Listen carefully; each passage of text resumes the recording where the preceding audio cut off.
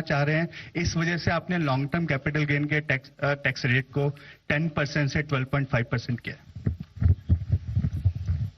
First of all, thank you very much for coming here. After having heard the budget, I chose not to make an opening statement because you've heard me almost for 1.5 hours, and I'm sure you have, you're eager to know what is in the budget and also seek clarification. For your, just for a matter of drawing your attention, we put up a single slide which has used the word employment as an acronym to capture that is everything in the budget. So each letter actually highlights the important points of the budget, and we can elaborate more on that a bit later, but employment captures everything to do with this budget, and I would like you to for a moment spend time on it, and deriving from that everything which has been said in the budget falls in place.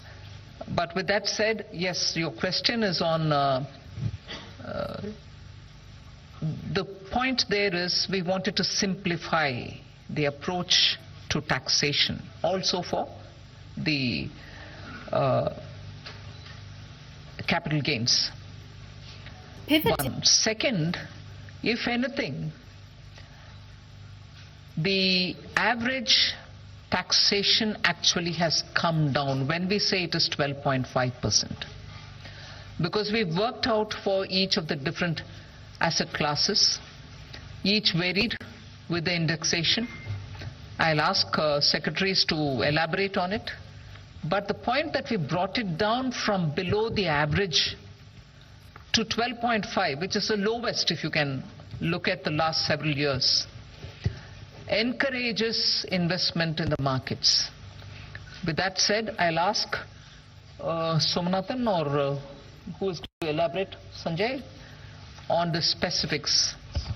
So you had, there were I think 2 or more parts to your question. One was on real estate and gold and other assets. So earlier the rate was 20% with indexation. It has now been reduced to 12.5% without indexation.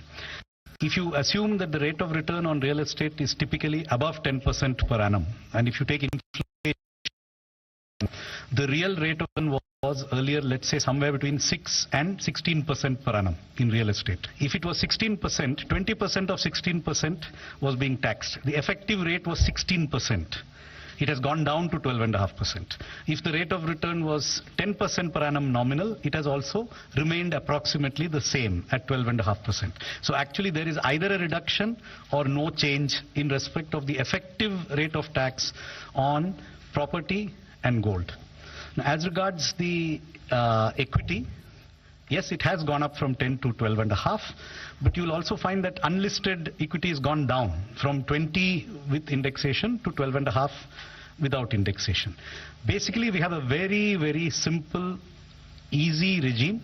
All listed, all unlisted are at 12.5% long term, and all are at 20%, I mean, equities are at 20% and everything else is at applicable rate for short term. So yes, short term has gone up, and yes, long term has been rationalized. It has not necessarily gone up. And Sanjay, would you like to add anything? One point I would like to add over here is that we also need to keep in mind as to the kind of people who are actually paying these taxes, the capital gains on the securities, the listed securities especially. And so over there, when we did this analysis for the year 22-23, we found that about 88% of the tax is actually coming from people who have an income of more than 15 lakh. 61% of that income is actually coming from people who have an income of more than 1 crore. That is income on capital gains on this.